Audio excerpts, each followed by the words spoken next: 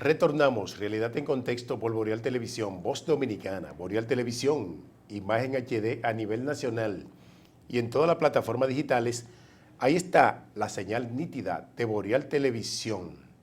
Licenciado, hablábamos de el contrato de trabajo que se celebra con la doméstica, porque usted decía que está regido por un contrato especial, ¿fue que dijo? Sí, no, el Código de Trabajo lo reglamenta como un contrato especial de doméstico, una labor de doméstica, regulado por situaciones especiales. Bien. Entonces, hablando del contrato de trabajo, hay causas de ruptura del contrato. ¿Cuáles son esas causas? Fíjate, la ruptura contractual en sentido general son similares todas. La falta de honradez y de probidad de cualquier trabajador, de cualquier especie que sea, envuelve una ruptura contractual que puede ser ejercida sea por el amo, si es una doméstica o su contratante, sea por el empleador, si es un trabajador de una jornada normal, subordinada, como todo contrato por tiempo indefinido. Eso puede ser un motivo determinante, el ausentarse del trabajo sin permiso de su empleador o de su jefe inmediato, también es una causa de ruptura contractual. El hecho de que también incurra en situaciones de dolosa en contra de la empresa, actividades proselitistas, de política y entre otras cosas que no están aceptadas por la ley ni por los pactos colectivos. Y las causas por las que se puede dar por terminado un contrato, por terminado, porque ahí hay causas, ¿verdad? Bueno, en sentido general, si nos vamos al despido, por ejemplo, de un trabajador por tiempo indefinido, ya le manifestaba que eso de la falta de honradez y de la probidad es un motivo, lo que podemos llamarle causa. Ahora, que sea justa o injusta, eso se decide en el tribunal. Que el tribunal es que va a establecer si ese trabajador deshonró su honestidad o su desempeño y entonces podrá ser despedido. Y si lo fue, pues habría que probárselo por aquello de que todo el que alega un hecho de justicia debe probar. Y en este caso el despido, si se genera, tiene que tener una causa, sea justa o injusta, porque a veces hay situaciones que el despido de por sí constituye la parte controvertida en la demanda, porque a veces se puede probar con un documento que fue notificado al Ministerio de Trabajo y otras veces no fue notificado, pero algún testimonio como medio probatorio que puede establecer que en el momento que se despidió a ese trabajador, esa persona estuvo ahí presente y se puede probar. Pero usted decía que son similares. El desahucio tiene sus justificaciones para que el empleador lo ejerza. No necesariamente, porque el desahucio precisamente carece de motivo, de falta. Es decir, que como el desahucio es una figura distinta a la del despido, aunque generan una ruptura contractual, en el desahucio no se alega causa. Lo único que sí, el empleador que quiera prescindir de los servicios de un trabajador, si le notifica el preaviso, entonces debe permitir que ese trabajador trabaje ese plazo del preaviso. Si ese trabajador duró más de un año trabajando, tiene derecho a 28 días de preaviso y hay que permitirle que trabaje. Pero está obligado a pagarle sus prestaciones laborales y derechos adquiridos, claro que sí. Lo único que no precisa de causa en sí. Pero es bueno saber las motivaciones por las cuales se produce el desahucio. No, porque muchas veces las empresas, cuando tienen problemas de reducción de personal, que la empresa no está cumpliendo con su desenvolvimiento, su desarrollo económico, muchas veces reducen y comunican al Departamento de Trabajo que por cuestiones de reducción de personal, del personal que había, vamos a disminuir un porcentaje. Y lo hacen y le comunican al Departamento de Trabajo y se someten al cumplimiento del pago de sus prestaciones laborales y derechos adquiridos. Eso es todo.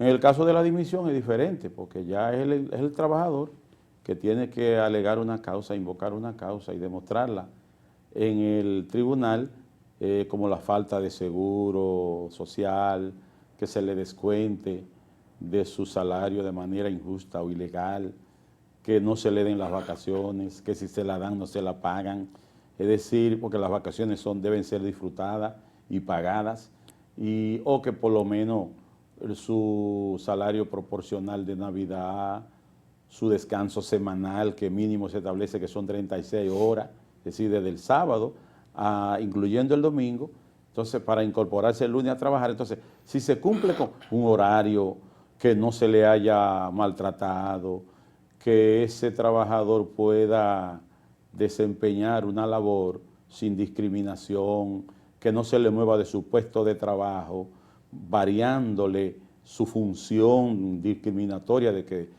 está en la oficina. No, usted va a barrer o a limpiar la planta de la empresa con una escoba, en una actitud discriminatoria para introducir lo que es un jus variandi, una especie de variación o modificación en el contrato de trabajo. Si el trabajador lo puede probar, pues tendrá ganancia de causa en el caso de la dimisión. Bueno, pero casi siempre van a aparecer violaciones, porque es que el empleador dominicano, en aras de mantener la producción en los niveles que ellos quisieran mantenerla, siempre violan los derechos de los trabajadores. O no le pagan horas extras, o no le dan el descanso semanal que establece la ley, o no participan en los beneficios de la empresa, o no está inscrito en la seguridad social. Va a aparecer una razón. Sí, malos tratos en la jornada laboral. O sea que es difícil que en el caso de las embarazadas, sí, que la ley prohíbe también que toda mujer embarazada deba ser desligada de la empresa, so pena de incurrir en daños y perjuicios y que sea nulo el despido o el desahucio que pueda ser ejercido con esa actitud discriminatoria y violatoria de la ley laboral. También, o sea, hay muchas razones. Ejercido el desahucio, despido o la dimisión, si el trabajador prueba la justa causa, entonces tiene unos derechos ahí.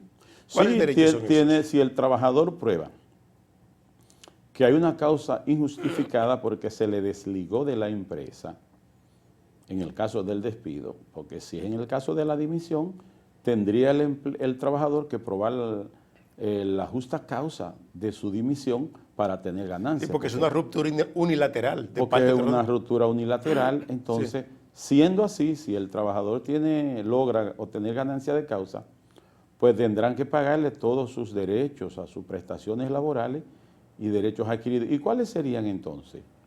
Preaviso, auxilio de cesantía, vacaciones, el mismo incentivo ese del 10% anual de las utilidades netas de la empresa, que le llaman bonificación, sí, tendrá derecho a sus horas extras y hasta salarios retroactivos que en ocasiones no le pagaron, y también incluyendo el completivo de esos salarios que no le pagaban porque conforme a las resoluciones del Comité Nacional de Salario, quizás le pagaban un salario mínimo por debajo de lo estipulado, y en ese caso hay que pagarle ese completivo también, y una demandita de 2 años, 3 años de desempeño en el asunto laboral, pues podría conllevar una demanda interesante, dependiendo del salario que tuviera ese trabajador. Y hay demanda de $500,000 de pesos y demás, todo depende el salario que devengada, porque todo se relaciona y se calcula en base al tiempo que se trabajó y al salario que se devengó. ¿Y cuáles razones motivan la solicitud de condena en daños y perjuicios? Bueno, el artículo 95, precisamente, numeral 3 del Código de Trabajo, habla de 6 meses de salarios caídos como indemnización en el caso de aquel despido o dimisión que pueda considerarse, si es en el despido, injustificada, y si es en la dimisión, justificada. Hay un salario de 6 meses que tiene que pagársele a ese trabajador, independientemente de otras cuestiones, como son las indexaciones. Recuerde usted que el artículo 537 del Código de Trabajo habla de de ese pago de indexación con relación a la inflación de la canasta familiar, El índice de precio del índice de precios que establece el Banco Central. Entonces, es decir, usted tuvo una ganancia de causa, pero hace 5 años que usted demandó. Entonces, de allá hacia acá, desde el inicio de la demanda hasta el final, pues evidentemente que ha habido inflación y hay que tomar en cuenta la variación de los precios del índice del consumidor, y esa demanda podría... El valor de la moneda. con relación al valor de la moneda, y podríamos tener un monto distinto indexatorio al que ya fue condenado ese empleador. Y por la no inscripción en el Seguro Social, ARS, También se ARL, AFP. se le agrega por la no Sí. inscripción en el seguro alguna indemnización complementaria también. Sí, claro. Sí. Así es. La sentencia emitida por un tribunal de primera instancia en materia laboral es objeto de recurso de apelación. Sí, es objeto de recurso de apelación. Lo que sucede es que, si bien es cierto que el recurso de apelación surte un efecto devolutivo y suspensivo en materia laboral, el aspecto suspensivo no es de pleno derecho, sino que el artículo 539, numeral segundo, de ese Código de Trabajo establece que hay que consignar el duplo para que esa sentencia pueda ser suspendida. Y de lo contrario, ejecutoria a partir del tercer día de haber sido notificada.